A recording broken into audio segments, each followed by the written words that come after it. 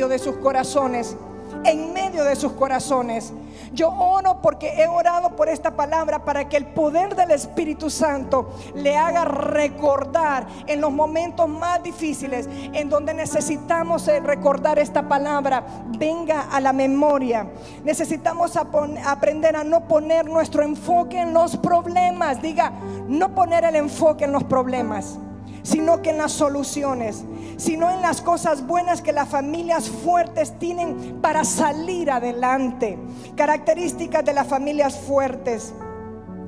Una familia fuerte, la primera característica es que son familias comprometidas los unos con los otros. Diga, las familias fuertes son familias que son comprometidas los unos con los otros. Tenemos que luchar por eso en nuestras familias. La primera característica de una familia fuerte es que se compromete el uno con el otro. Vamos a romper con el egoísmo, vamos a romper con el individualismo, porque a la verdad todos somos interdependientes. Diga, interdependientes. ¿Cuántos dicen amén a esto? Tanto el hombre necesita de su esposa como la esposa necesita del hombre. Quisiera decir otra cosa, pero no. Eso es lo que dice la Escritura. Una mujer sin su cabeza es terrible. Comete un error, lo lleva al otro error y al otro error. Toda mujer necesita vivir en autoridad y bajo autoridad. Wow, los hombres están bien contentos. Yo veo a mis pastores sonriendo, no sé por qué. ¿Cuántos dicen amén a eso? ¿Saben? Yo lucho y peleo. Uno de los primeros, si usted me conoce y diga, ¿cómo es la pastora Yulisa? Pelea por la familia. He peleado por la familia desde que conocí a mi esposo. Peleo por los momentos de sentarnos a la mesa. Peleo por estar juntos. Lucho, aparto tiempo, hago tiempo y hago que las cosas sean bonitas en mi casa. La primera característica es que son una familia comprometida el uno con el otro. Diga, son una familia comprometida. La segunda característica es que es una familia que tiene aprecio y conexión. El aprecio y la conexión son dos conceptos que no se pueden quitar en el vínculo de una familia. Diga, conexión y aprecio. Nos vamos a apreciar el uno al otro. Si usted no aprecia a su cónyuge o a su familia, entonces no nos vamos a respetar, nos vamos a gritar,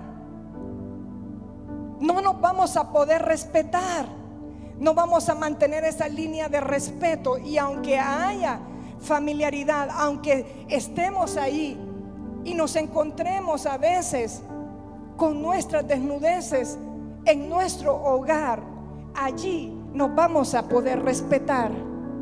Vamos a guardar ese aprecio, de apreciarnos y guardar el respeto los unos a los otros y guardar esa conexión, porque una familia unida vence cualquier crisis. Diga, una familia unida. Diga amén a eso. Diga amén, diga amén.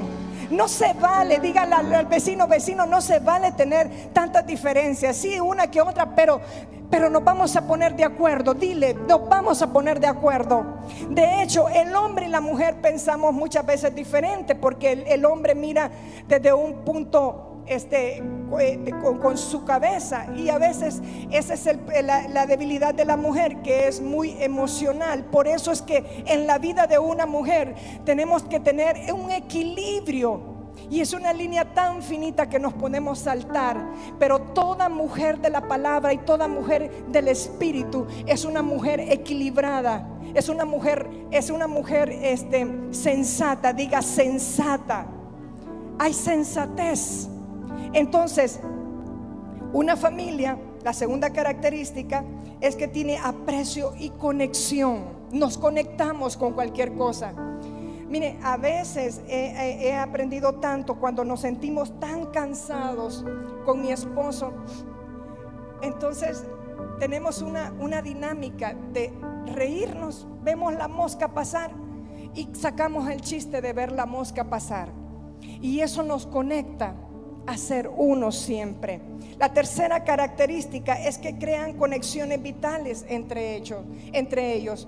Ustedes tienen que conocerse y el trabajo comienza ahorita. Si no lo habíamos logrado, vamos a lograrlo y vamos a buscar cosas que nos conecten en común. ¿Qué sería una cosa que me conecte en común?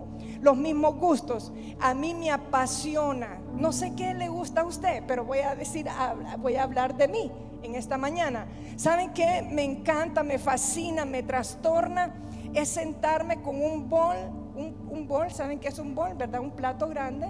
Un bol con 2 tazas de palomitas, con un cuarto de puntitos de chocolate, con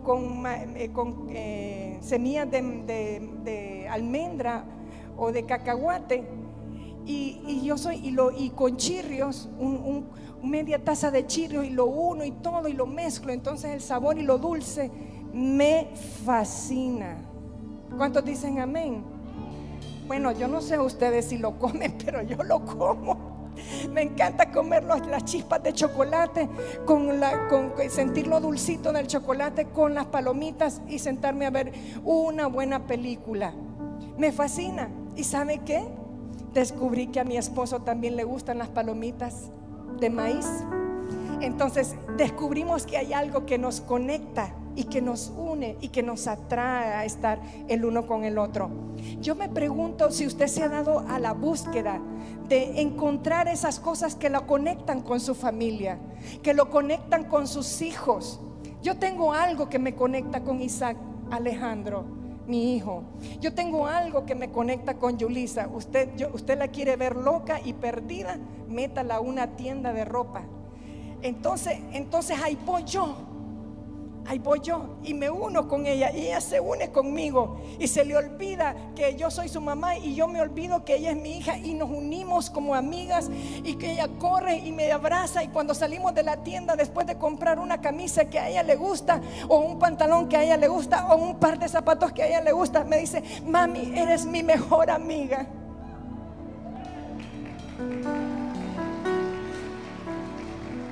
Le pongo un ejemplo de lo que significa mi familia, y así tenemos que lograr la conexión los unos con los otros. Tenemos que luchar. ¿Tú tienes algo que te gusta, que los conecta? ¿Qué será lo que nos conecta? A mí con mi esposo me conectan las palomitas de maíz. Hay muchas cosas que me conectan, pero voy a hablar específicamente de esa. ¿Qué será, Moisés? ¿Qué será, Marlon y Angélica? ¿Qué vamos a hacer ahí? La tercera característica es que crean conexiones vitales entre ellos. ¿Qué será una conexión vital para la vida de una esposa, de una madre? Que le digan te amo. Se derrite el corazón de una mujer cuando a la mujer se le dice te amo, te necesito, eres parte de mi vida, ya no puedo vivir sin ti. Hay palabras que nos conectan, que nos hacen uno en el Señor. La cuarta característica es que se saben comunicar. ¿Han visto personas que dicen una cosa y entonces la gente que lo está escuchando interpreta otra cosa? Por eso es bien importante aprender a conocerse, porque yo digo algo, mi esposo dice algo, mis hijos lo interpretan diferente. Por eso es que necesitamos aprender a comunicarnos. Diga, aprender a comunicarnos, aprender a hablar. La quinta característica es que tienen una vida espiritual genuina.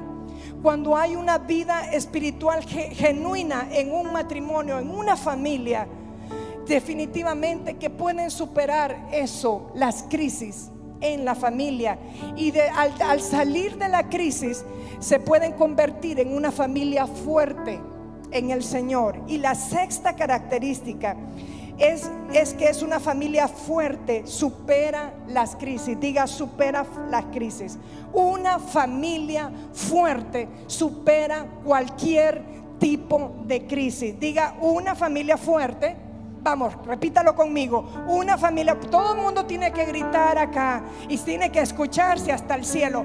Una familia fuerte superan las crisis. Y antes de hablar de estas características o fortalezas o habilidades que tenemos que tener en cada familia, tenemos que definir qué es una crisis. La crisis se define como un tiempo de dificultad o un tiempo de problemas o un tiempo donde hay peligro que está acechando. Eso es lo que significa crisis. Como lo dice la definición, es un tiempo. Diga, un tiempo.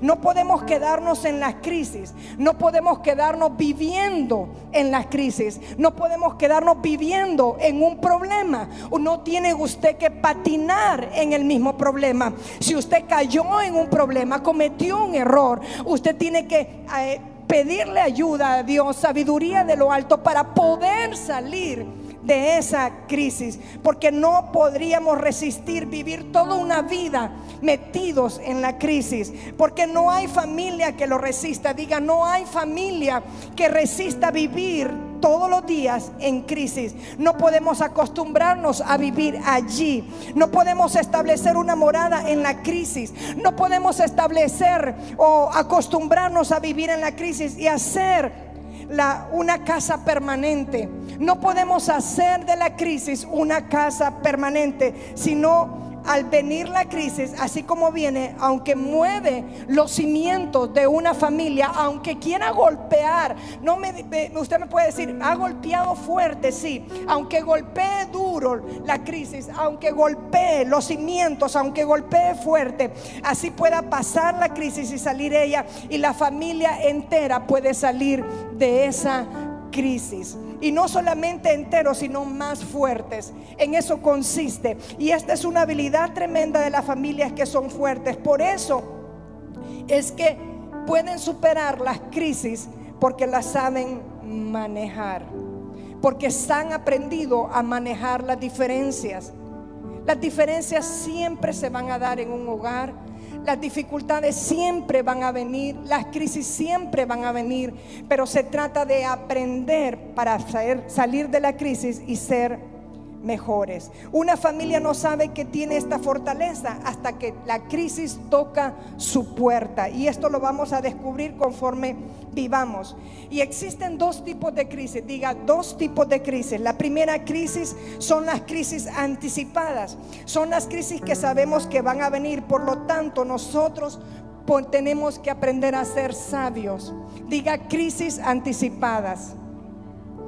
Grítelo más fuerte. Diga, crisis anticipadas. Son problemas que usted sabe que van a venir tarde o temprano. Las familias sabias se preparan en esas crisis anticipadas. La segunda crisis, el segundo tipo de crisis, son las crisis que no se ven venir. Son las crisis que no esperamos venir y que invisten con tanta violencia en el hogar y en la familia y con fuerzas en nuestras vidas. Las crisis anticipadas son las crisis de los primeros meses de acoplamiento en los recién casados. Esta crisis anticipada, toditos los matrimonios, todas aquellas personas que quieran casarse van a tener que pasar por esta crisis. Es una crisis de acoplamiento. Yo recuerdo cuando yo me casé con Alejandro, recién casada estaba, y yo no sabía que él era loco para dormir. Pero no le digan que yo le dije. Yo no sabía que mi esposo era tremendo. Y para tener estas familias fuertes, así como lo hemos aprendido nosotros, yo necesito enseñarles de qué ejemplo les voy a dar si no es de mí. Y ¿sabe qué? Me encanta que usted aprenda a través de mis ejemplos. Y entonces yo miraba que mi esposo daba vueltas por toda la cama. Él se dormía. Llegábamos cansadísimos porque nos levantábamos a las 5 de la mañana súper temprano, estábamos a las 7 en la clínica y salíamos de noche. Entrábamos de día y salíamos de noche. Trabajábamos como locos porque éramos recién casados, teníamos las fuerzas para hacerlo, y lo que tomábamos era un licuado de papaya. Así vivimos por mucho tiempo con Alejandro. Pero cuando yo me caso con mi esposo, era un remolino en toda la cama. Él iniciaba por aquí, terminaba por el otro lado, y de repente la segunda noche siento ¡pah! Y yo sentí el golpe aquí en la nariz. me lanzó un golpe y yo me despierto y él estaba bien dormido. Y entonces comienzo yo a zamaquearlo y le digo: despiértate, me golpeaste. Yo no sabía que él era así. Y la segunda crisis que tuvimos es que él roncaba mucho. Y yo decía, y cada vez que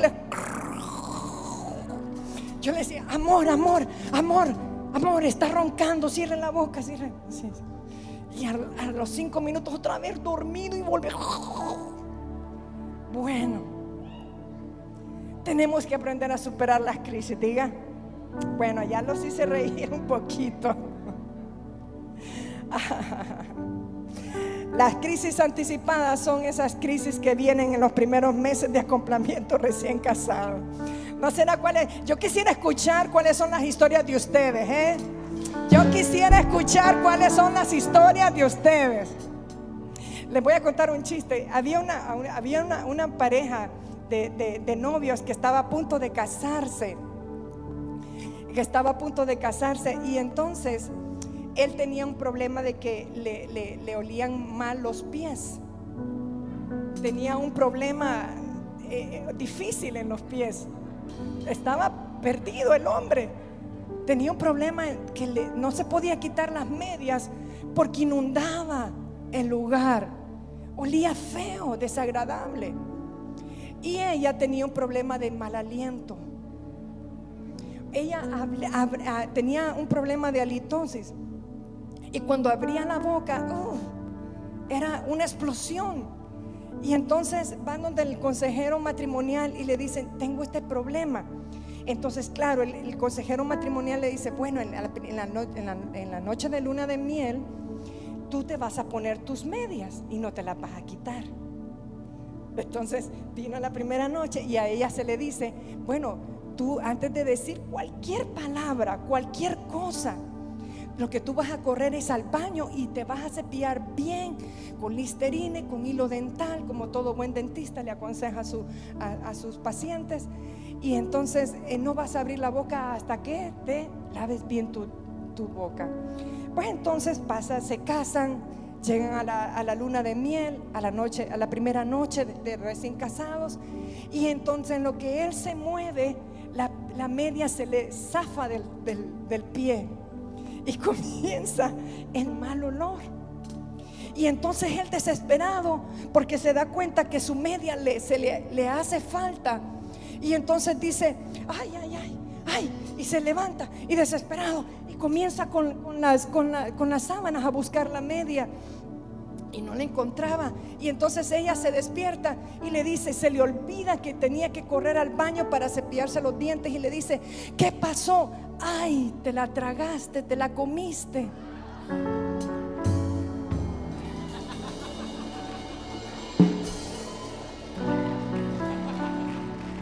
Ay, pastores, yo confío que ustedes le hayan agarrado al chiste del chiste, no sé. Ay, no le vayan a contar al apóstol que hizo esto.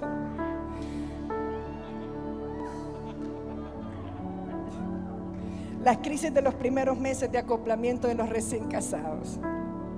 Usted está enamorada, usted dijo sí en el altar, pero ¿qué es lo que pasa? Pero conforme va pasando el tiempo, usted comienza a vivir con su pareja. Y en esos primeros 7 años, que son los años de acoplamiento, se da cuenta que la persona que usted creía que era perfecta no es tan perfecta, que tiene errores, que tiene voluntad propia, que hace las cosas tan diferentes a lo como usted como ha sido criada. Esos son problemas que, si no se resuelven a tiempo, llegan a destruir un matrimonio. Porque usted no dormía con esa pareja. Usted comienza a ver los defectos, los errores, las equivocaciones, y usted no miraba cómo hacía las cosas cotidianas de rutina, y allí la pareja empieza a experimentar ciertas cosas. Y si una familia no madura a tiempo y no vence las crisis, se destruye. Y en vez de salir de esa crisis, esa familia, en vez de ir adaptándose a los problemas y resolviéndolos unos con otros, esa familia se destruye. Otra crisis de acoplamiento es cuando viene el primer hijo, cómo la pareja se tiene que ajustar. La otra crisis es cuando los hijos entran en la etapa de la adolescencia. Esa es otra clase de crisis. Y cuando yo tenía a mi hija pequeña, yo recuerdo que ella brincaba bastante, era súper hiperactiva, como lo es mi esposo. Y a mí me decían, eso ya comenzó en los primeros 2 años terribles, los terribles 2. Hay una frase en inglés que lo saben decir, los terribles 2. Y yo escuchaba eso y a mí no me gustaba, porque aprendí desde muy pequeña, aprendí que lo que uno confiesa con nuestra boca, eso es lo que recibe. Diga, lo que confesamos, dígalo conmigo, lo que confesamos, dígalo, grítelo, lo que confesamos, eso es lo que recibimos. Y si usted está declarando que sus hijos adolescentes se van a perder, y de ahí comienza, espérese que cumplan 12 años, cuando crezcan y comiencen a pedir las cosas y que no quieren que como la mamá los viste. Ese es otro error. No podemos permitir que nos enmarquen en ese tipo de conceptos, o decir que tus hijos siempre van a permanecer en las drogas o en el alcohol, o que van a caer en una situación equivocada. Nosotros no podemos y tenemos que aprender a resistir todo ese tipo de comentarios fuertes. Y cuando los hijos se van de la casa, se vuelve otra vez el nido vacío, o cuando la pareja vuelve a estar otra vez sola. Son crisis de la vida que tenemos que aprenderlas a vivir. Son crisis normales que conforme avanzamos, conforme crecemos, nosotros la vamos a experimentar. Y estas crisis son necesarias para poder ser fuertes como familia, para poderlas superar. Y son buenas a la larga en las familias, porque cuando las superamos, nosotros nos convertimos en personas más fuertes y en familias más unidas. Diga, en familias más unidas. ¿Quién me dice aquí que ha pasado dificultades o crisis o adversidades o problemas grandes?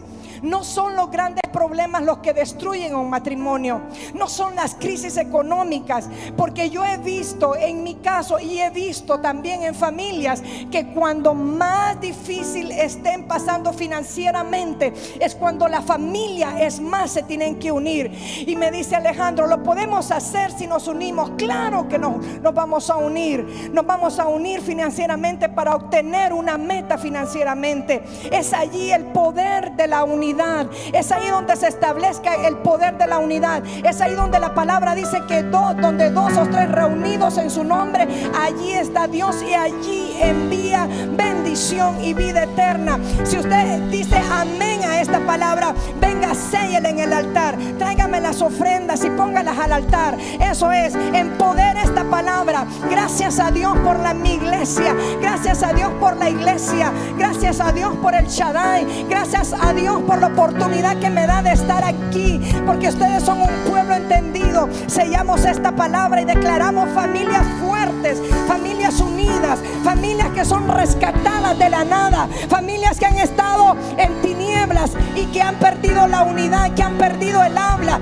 Vamos a declarar el poder de la unidad. Vamos a declarar, en el altar te conocí y en el altar me quedo. Allí es donde Dios quiere operar. Allí es donde Dios quiere operar. ¿Cuántos quieren correr a los brazos de Dios en esta mañana? Te damos las gracias, Padre, te damos las gracias. Gracias, Señor, gracias, Señor, gracias. Gracias, Padre, gracias. Oramos por las finanzas, oramos por el pueblo de Dios, oramos por el pueblo. Levante sus manos. Padre, en el nombre de Jesús, yo desato la bendición de Dios Padre en esta mañana, y desato la cobertura cobertura de las familias en el área de las finanzas. Declaro, Señor, que son empoderados. Padre, toda aquella persona que está desilusionada en esta mañana, y toda aquella persona, Señor, que ha perdido la fe, Señor, por las crisis, por las necesidades, Señor, Padre, el enemigo ha venido a entorpecer, Señor, la fe, a desviar la mirada del enfoque perfecto. Padre, en el nombre poderoso de Jesús, yo declaro un aumento de fe en esta mañana. Yo declaro un aumento de multiplicación conforme a la semilla que ha sido sembrada en esta mañana. Dios les bendiga. Pueden pasar las ofrendas. Angie, pueden pasar las ofrendas. Dios les bendiga. Gracias, muchachos, gracias. Pueden quedarse por ahí. Damos gracias al Señor. Las crisis, pueden sentarse, nos permiten ser más fuertes y más unidos en el altar. Nos permiten. Sin embargo, hay familias que la tensión de estas crisis que son normales, que son anticipadas. La cuerda de la relación se va rasgando poco a poco, y es entonces cuando viene la crisis que no esperamos que terminen, y revientan las relaciones de los matrimonios, de las familias, y rompen, y estas familias no logran superar la herida, no logran unirse de nuevo. ¿Cuáles son estas crisis no esperadas? Número 1, un mal negocio que lleva a la familia a la ruina. Otra crisis no esperada, un desempleo que lleva a la crisis financiera. O un coronavirus que nos ha cambiado la vida a todo el mundo y nos ha obligado a ser más flexibles, a reinventarnos, a sacar de la nada lo que no hay, a hacer las cosas de manera diferente. Y esto no es fácil. La crisis que hemos vivido a nivel mundial nos ha permitido reinventarnos y nos permite hacer las cosas, y nos hace ver la vida de una manera diferente. Yo puedo ver la vida de una manera diferente. Me cambió a mí la vida. Las crisis nos cambian la vida. O por ejemplo, la muerte de un miembro de la familia, de un ser querido, o una persona muy joven que muere a temprana edad en una familia. Eso es una crisis. Y solo una persona que ha perdido a un ser querido muy cercano entiende el dolor tan grande que se siente. Es un dolor que nadie lo puede sanar. Es un dolor que nadie lo puede llenar, quitar. Y nadie va a llenar la pérdida de un ser querido. Nadie. Y nos vamos a ir de aquí, de la tierra al cielo, con esa ausencia de ese ser querido. ¿Cuántos dicen amén? Y hay personas que no superan una crisis. Yo, después de haber perdido a mi padre, a mi papá, yo puedo decir verdaderamente que es bien difícil. Y ahora entiendo por qué hay personas que no han podido salir de la depresión, porque es un dolor tan grande, que solo en los brazos de Dios se puede sanar y se puede salir adelante. Necesitamos aprender que tienen las familias fuertes para poder ponerse a las crisis no esperadas. Y yo quiero que mires en la palabra de Dios y revisemos juntos este pasaje de la Biblia. Y en solo 3 versículos de la Biblia nos dan 4 soluciones, o 4 características, o 4 habilidades que las familias debemos traer para superar las crisis inesperadas y esperadas de la vida. Y vamos a ir a Colosenses 3:13. No sé si me lo puedes poner allí en la versión NTV. Dice la palabra del Señor: sean comprensivos con las faltas de los demás. No sé si esa es la traducción, pero dice la palabra: sean comprensivos con las faltas de los demás y perdonen a todo el que los ofende. Mire cómo dice aquí. Recuerden, sean comprensivos con las faltas de los demás y perdonen a todo el que los ofende. Recuerden que el Señor los perdonó a ustedes, así que ustedes deben perdonar a otros. Aquí queda bien claro este punto. Número 1, las familias fuertes que superan las crisis son familias que son rápidas para perdonar. Diga, rápidas para perdonar.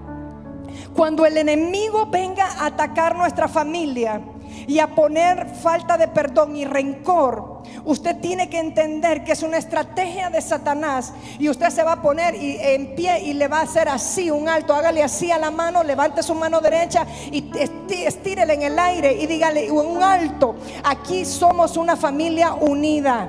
Aquí somos unidos, aquí estamos unidos. Así vamos a responder. Sean comprensivos con las faltas de los demás. Póngame en la pantalla, por favor, allá. Sean comprensivos con las faltas de los demás y perdonen a todo el que los ofende. Recuerden que el Señor les perdonó a ustedes, así que ustedes deben perdonar a los otros. Lo que nos está diciendo aquí el apóstol Pablo, para perdonar primero debemos de ser empáticos. ¿Qué significa? ¿Qué quiere decir con eso? Ponernos en la posición del ofendido. Porque muchas veces no nos entendemos y no nos perdonamos? Porque no hay buena comunicación. ¿Recuerdan los puntos que hablamos? Porque no nos sabemos comunicar. Porque yo estoy pensando que el otro está pensando que él me está ofendiendo, que eso me ofende y que eso me altera. Pero el otra persona no está pensando que está ofendiendo. Es como un rompecabezas aquí. Pero tenemos que ponernos en la posición del ofendido. Y muchas veces estamos sentados en la silla de la victoria, diciéndole, vivemos al otro, al que está caído, y lo juzgamos y le decimos, pero ¿cómo es posible que hiciste eso? Lo juzgamos. Y a veces se nos olvida, y a veces no vamos a estar sentados en la silla de la victoria. Muchas veces en los altibajos que trae la vida nos vamos a ver abajo, y entonces allí vamos a querer misericordia. A veces no vamos a estar siempre arriba en esa silla de la victoria, sino que también nosotros vamos a estar sentados en esa silla del fracaso, en la silla de la derrota, en la silla del error, y vamos a tener que pedir misericordia. No siempre vamos a ser los buenos de la película. Siempre en un momento de nuestra vida tenemos que aprender a pedir perdón y pedir misericordia. Y tenemos que ponernos en un lugar del ofendido y ser comprensivo con las faltas de los demás. Cuando uno se cree tan perfecto, y a veces cuando nos sentimos tan espirituales, que creemos que no vamos a cometer errores. Eso es un error. Eso es falso. También debemos de perdonar, y también nos tienen que recordar que a ti también te perdonaron. Jesús a ti también te perdonó. Y mucha gente tiene problemas con el perdón, y esto es necesario hablarlo a la iglesia una y otra vez. ¿Cuántas veces en este altar se ha enseñado a la iglesia a que debemos de perdonarnos los unos a los otros? Pero hay mucha gente que tiene problemas con el perdón, porque para nuestras faltas sí pedimos que nos perdonen, pero cuando las faltas de los demás nos ofenden, como que no es tan fácil perdonar a los demás. ¿Me doy a entender? Y este punto es el punto donde todos pedimos o anhelamos misericordia. Tenemos que aprender a perdonarnos, pero es fácil otorgarla. Por eso el apóstol Pablo dijo en Colosenses 13:3, en Colosenses 3:13, póngamelo en la pantalla para leerlo. Dice ahí: sean comprensivos con las faltas de los demás y perdonen a todos los que los ofenden. Recuerden que el Señor los perdonó a ustedes, así que ustedes deben perdonar a otros. Si queremos crecer y desarrollar esta habilidad tan hermosa como lo es el perdonar, nosotros tenemos que hacer un doctorado. ¿Y dónde se logra esto? Casándose. Si usted es un muchacho o un joven soltero que quiere casarse y quiere encontrar esta habilidad, pues cásense. Es allí donde se desarrolla la habilidad para perdonar. Hagan un doctorado. Cuando uno se casa, uno se tiene que vestir constantemente de perdón. Para que la relación funcione y para que esto necesitamos el ingrediente amor. Diga, el ingrediente amor. Lo necesario que se necesita en una relación es que el amor se mantenga vivo. No permita nunca, si usted quiere que su familia permanezca unida, que el amor entre los unos a los otros se pierda. El amor tiene que permanecer, y esto lo tiene que escribir en la oreja, en la planta del zapato, en el corazón, allí en el cuaderno, allí en las notas de su iPhone. Usted lo tiene que pedir ahí. Es necesario que el amor permanezca, porque no lleva cuentas de las ofensas. El amor es lo único que no lleva un recuento de cuántas veces la persona te ofende. Es únicamente donde hay amor, la persona perdona. Diga, la persona perdona. El amor no lleva cuenta de las ofensas. No es un amor que está con resentimiento y guardando cada vez que los ofenden. No, el verdadero amor no guarda un récord de las ofensas, porque no lleva un registro de las ofensas. Cuando nosotros estudiamos las familias en la Biblia que pasaron tragedias entre ellos, el factor común que yo observo es que eran familias que no supieron perdonarse nunca. Nunca se supieron perdonar, que no supieron tratar la crisis que vinieron, como el incesto, y no supieron perdonarse. No supieron dar perdón. No supieron aplicar la justicia correctamente, sino que tomaron la justicia por sus propias manos. Y todo esto trajo una gran tragedia de generación a generación. Y es necesario salir de la crisis, salir de allí. Y no es hacerse loco y decir aquí no pasó nada, porque el verdadero perdón es aquel que perdona y olvida la ofensa.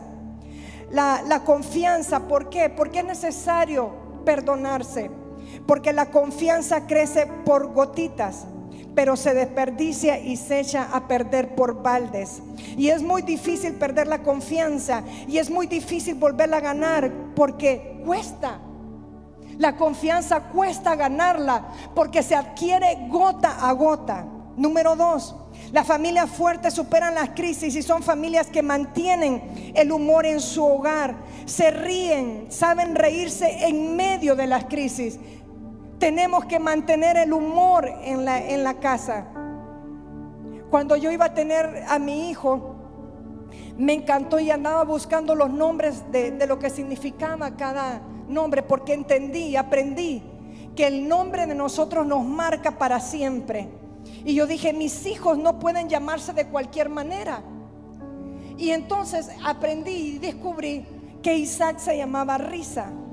Y cuando nace mi hijo, lo primero que hizo fue colocar sus manitas así, y tenía una gran sonrisa en su rostro, haciéndole alarde a su nombre. Y este muchacho es el que pone la sonrisa, el que pone el chiste en medio de la plática, en medio de la conversación, en medio de todo. Y cuando él se ríe, mi esposo saca otro chiste mejor. Y a mí no me salen muy bien los chistes, y yo termino riéndonos, y todos nos terminamos riéndonos. Las verdaderas familias fuertes saben aplicar el sentido del humor a sus familias. Y el verso 14 dice, me lo pueden poner allá para que puedan ir conmigo leyendo. Sobre todo vístanse de amor, lo cual nos une a todos en perfecta armonía. Dice, vístanse de amor, lo cual nos une a todos en perfecta armonía. Si estudiamos Gálatas, nos damos cuenta que el fruto del Espíritu en la vida de cada uno de nosotros es el amor. Pero además dice que ese amor se manifiesta en gozo. Ese amor se manifiesta en paz en la familia. Cuando hay amor, hay paz. Todo está bien. Aunque no se tenga muchas veces lo suficiente, todo va a estar bien. En paciencia, en ser benignos los unos a los otros, en ser mansos, en ser bondadosos, en fe, en templanza, en dominio propio. Entonces el amor en este caso es expresado en alegría, en mantener el gozo. Y es por eso que nos puede mantener en perfecta armonía. Por eso es que nosotros tenemos que luchar, y muchos expertos en consejería matrimonial aconsejan que mantengan la risa en tu hogar.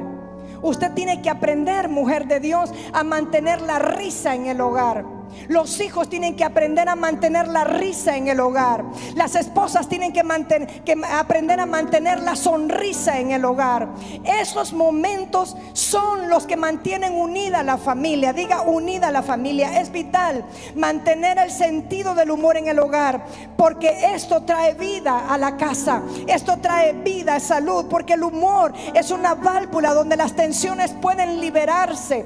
Después de reírme a carcajadas con mi esposo, quedamos tan relajados que ya se nos olvida el dolor de espalda, que ya se nos olvida la tensión, la presión que muchas veces nosotros podamos sostener como esposa de pastor que sostiene una iglesia.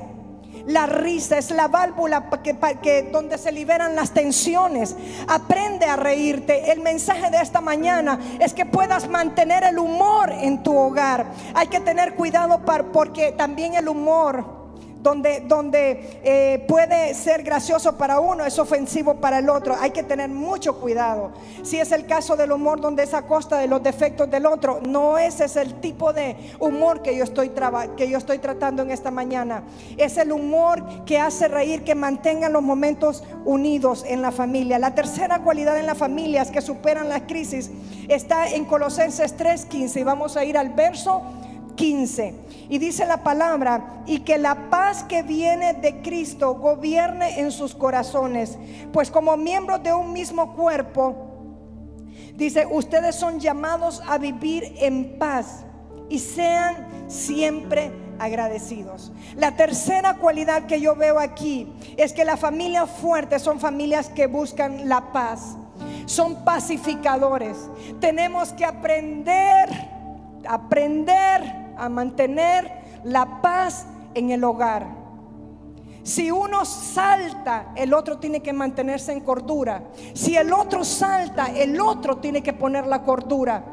Tenemos que ser pacificadores. Sea pacificador, porque somos los miembros de un solo cuerpo, y no podemos estar viviendo en unidad si no mantenemos la paz, en armonía. Si pasamos peleando, necesitamos recordarnos a nosotros mismos que hay una bienaventuranza de los pacificadores. ¿Cuántas se la saben? En Mateo 5:9. Pónganmela en la pantalla, por favor, para poderla leer. Dice la palabra: bienaventurados los pacificadores, porque ellos serán llamados hijos de Dios. Aquí Dios bendice a los que procuran la paz. En la versión NTV dice que Dios bendice a los que procuran la paz, y esta es la única bienaventuranza donde nos da un buen nombre delante de los demás. Las demás bienaventuranzas, dice la palabra, que son la recompensa como nosotros, como hijos de Dios. Pero esta bienaventuranza es la única recompensa que nos da nombre delante de los demás. Dice la bienaventuranza que nosotros debemos de procurar la paz. Cuando nosotros procuramos la paz, no es fácil. Necesitamos hacer una tregua y hacer negociaciones cuando no hay paz. Yo quiero dejarle esto a usted en el corazón, porque para nosotros tener una familia fuerte, unida, que pasan las crisis, tenemos que amortiguar todo tipo de gritería, de malos entendidos, de problemas, todo tipo de crisis. Hay que hacer una negociación. Levante su mano y diga: hay que hacer una negociación. Y realmente querer la paz en medio de nosotros. Es increíble cómo esta virtud la necesitamos tener entre las familias hoy en día. Después de la pandemia hay un registro que es: después de la pandemia es cuando más el nivel de divorcio ha aumentado. Y eso es una preocupación para nosotros. En estos momentos de crisis, nosotros necesitamos la paz en medio de los hogares, y tenemos que aprenderla y pedirle a Dios y al Espíritu Santo que nos llene con esa paz. La cuarta característica, y con esto termino, lo que determina las familias fuertes que superan la crisis, está en el verso 15, y dice: y sean siempre agradecidos. Lo podemos poner en la pantalla, por favor. La parte última del verso 15 dice la escritura: y sean siempre agradecidos.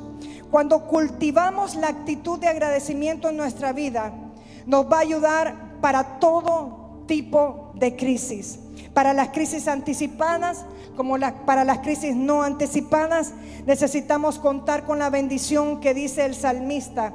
Aprende a contar lo que sí tienes, porque en el tiempo de la tragedia eso es lo que nos va a sostener. En la Biblia encontramos en el libro de Job, uno de los libros más antiguos que se escribió en la Biblia, y nos narra la historia de uno de los hombres más ricos en la Biblia. Y es la historia de un hombre que fue próspero, que fue íntegro en todos sus caminos, dice la Escritura. Y es un hombre que tiene una relación diaria preciosa con el Señor, que tuvo una relación de continuo. Pero aún este hombre, que era perfecto en todos sus caminos, dice la Escritura, que buscaba agradar siempre a Dios, a este hombre en un solo día le llegaron las crisis no esperadas. Una situación natural le mató sus ovejas, mueren sus pastores, unos hombres ladrones le robaron sus camellos, le matan a sus siervos, un fuerte viento termina azotando las casas donde estaban sus hijos reunidos y todos mueren de un solo día. En un solo día, este hombre que era temeroso de Dios, conforme al corazón de Dios, dice la Escritura que recibe todo este embate y recibe esta crisis. Este hombre, después de rasgarse su ropa del dolor y de rasurarse su cabeza en señal de lamento y luto, dice la Escritura que él se tira al piso, pero él dice: desnudo salí del vientre de mi madre y desnudo estaré cuando me vaya. Y el Señor dio lo que él tenía, y el Señor vio lo que se le fue quitado, y por eso alabó el nombre del Señor. Dice que el corazón de este hombre era tan perfecto que después de la crisis, después de rasgar su vestidura, después de rasgar su cabeza, él se tiró al piso y le dio gracias al Señor. ¿Qué nivel de gratitud es el que tú y yo tenemos que tener en este tiempo? Porque la gratitud abre el camino a nuestras vidas. El poder de la gratitud abre y suelta el favor de Dios. Yo estoy aquí para decirle que cuando un hombre y una mujer de Dios se tira al piso, se rasga sus vestiduras y comienza a darle gracias al Señor, no importando la crisis en que se encuentra, no importando el gran problema que puedes estar cargando, dice la Escritura que Dios hace presente, que Dios te mira, Él inclina su mirada desde el cielo, abre los portales del cielo y envía bendición. Eso es lo que dice la Escritura. Hay una fuerza inexplicable cuando cultivamos el agradecimiento, y cuando ese agradecimiento se expresa en alabanza. Los músicos en el altar, los levitas, tienen que saber eso, que cuando se expresa alabanza, Dios abre las compuertas de los cielos, y hay una fuerza que viene del trono de Dios, hay una provisión que viene del trono de Dios, hay algo que se desata, y entonces es cuando el gozo del Señor se convierte en la fuerza nuestra. Es por eso que cuando uno está pasando una crisis y momentos difíciles, en medio de cualquier situación difícil, podemos predicar, podemos salir adelante, porque el agradecimiento produce una fuerza en el espíritu tan grande que no importa lo que estemos viviendo, Dios envía la fuerza allí. Entonces experimentamos y empezamos a recibir ese gozo que nos va a sostener en momentos de mayor necesidad. Yo voy a pedir a toda la iglesia ponernos de pie. Levante sus manos. No me dejes sola, hijo del teclado, no me dejes sola. Con ese mismo canto, levante sus manos. Yo sé, el Señor hablaba a mi corazón y me decía: Yulisa, este día tú vas a decretar. No tan solo vas a predicar y traer una palabra que anime, que fortalezca, sino que también vas a decretar, vas a levantar los corazones de tu pueblo. Y Dios me decía: vas a decretar una palabra profética a tu pueblo. Levante sus manos, por favor. En estos momentos de crisis, vamos a levantar nuestras manos al cielo, vamos a saturar la palabra, vamos a saturar el ambiente reviente los aires con nuestro agradecimiento y vamos a decirle, porque esa fuerza viene de Dios. En este momento Dios hablaba a mi corazón y me decía, ayer que estaba en mi escritorio, en mi oficina, en mi casa, me decía, vamos a levantar la familia. Voy a levantar las familias, las voy a hacer fuertes, las voy a hacer, no las voy a hacer vulnerables. Aunque estén vulnerables en este día, Dios las va a sacar adelante. Dios las va a dar un esfuerzo. Dios te va a levantar en esta mañana y les va a dar fuerzas. Yo oro en el nombre de Jesús, que en estos momentos donde estás necesitando del Señor, que tú puedas decirle al Señor, levanta tus manos, cierra tus ojitos ahí donde estás. Haz de mí que yo pueda alabarte en medio de todo, que yo pueda ver, Señor, que no es que no esté pasando nada, no es que yo no tenga problemas, no es que yo no tenga dificultades, no es que yo no tenga conflictos, Señor, sino que tú tienes un plan conmigo, que tu historia conmigo no ha terminado, que tu historia conmigo no ha terminado. Díselo al Señor, porque tú tienes planes de bien, planes de bien, planes de bien, planes de bien, planes de bien, planes de misericordia, planes de amor, planes de bondad, planes. El Señor no ha terminado contigo.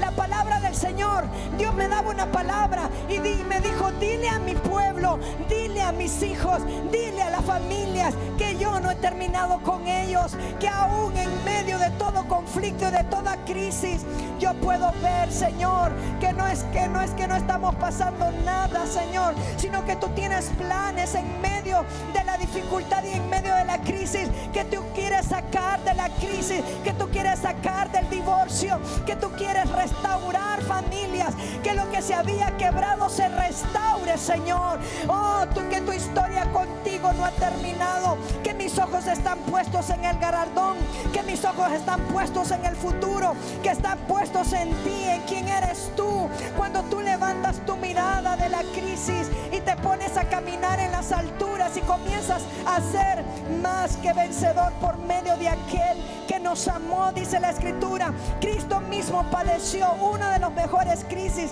que el ser humano podía padecer y se llenó de tristeza y se llenó de angustia.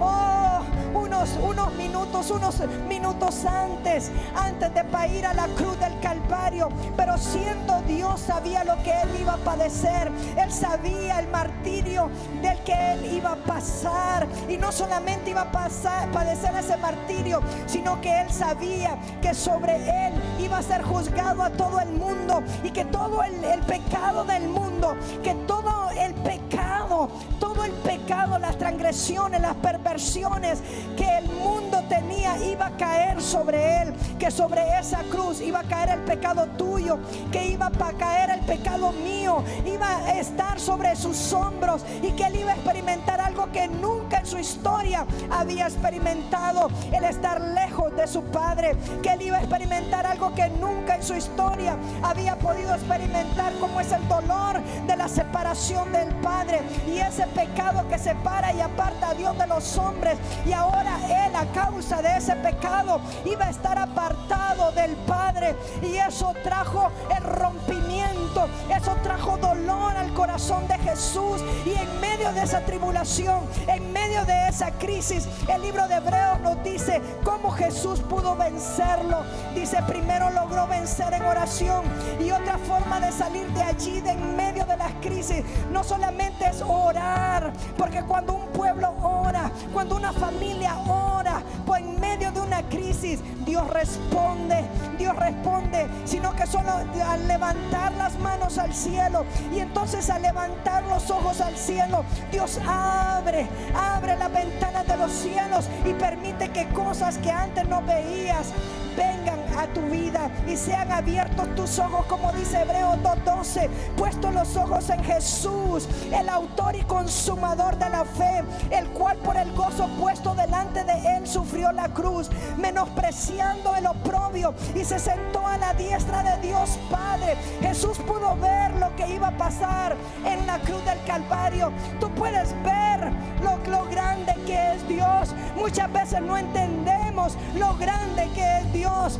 lo grande que Él es para poder entrar en tu crisis y poderte sacar de ahí. Y sin importarle la vergüenza que representaba, ahora Él está sentado en un lugar de honor junto al Padre, junto al trono de Dios.